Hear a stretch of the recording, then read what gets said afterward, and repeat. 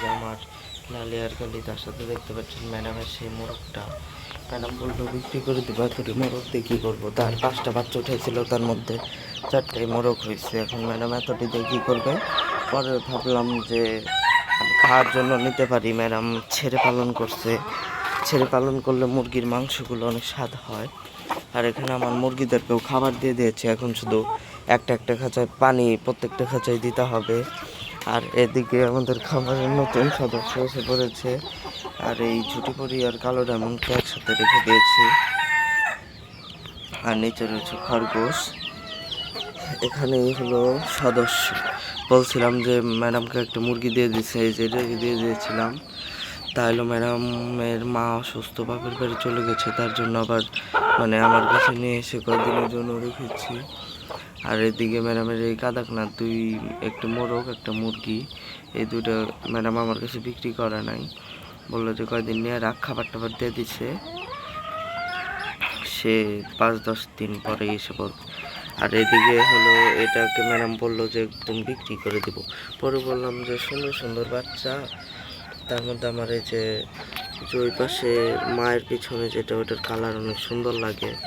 বললাম যে বিক্রি করে কি করবেন, তাহলে অন্যজনকে দিবেনি, আমাকে দিয়ে দেন, আমারও তো কিছু মুরগি দরকার। আর এই মুরগির ডিম কিন্তু আমি বসিয়ে দিয়েছিলাম ম্যাডামকে।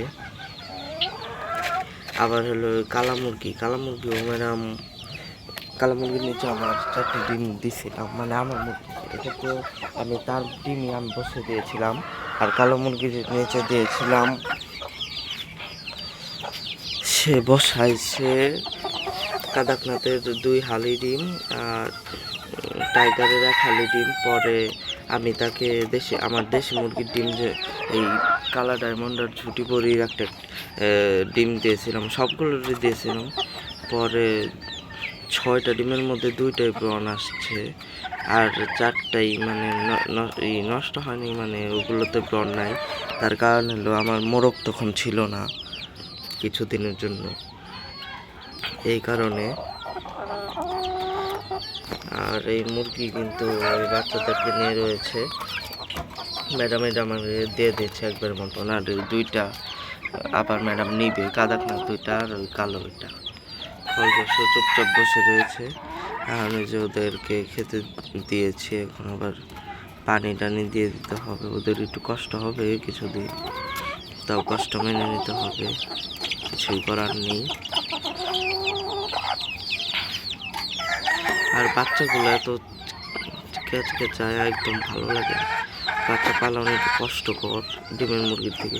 ডিমের মুরগি চুপচাপ থাকে, একটু ডাকে, কিন্তু তাও ওটা ভালো শোনা যায়। কিন্তু বাচ্চারা শুধু কান, বাচ্চার শব্দগুলো আমি আগেও পালন করতাম, বাচ্চার শব্দগুলো অনেক বিরক্তিকর লাগে।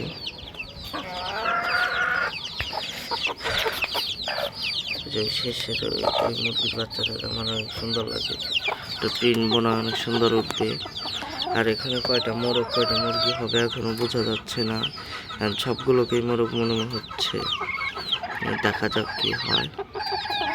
যে এটা মনে হয় মুরগি হবে, তারপরে যে ওইটা মুরগি হতে পারে, যে ওই পাশে ওইটা মোরগও হবে, 4-5টাই মোরগ হবে বোঝা যায়।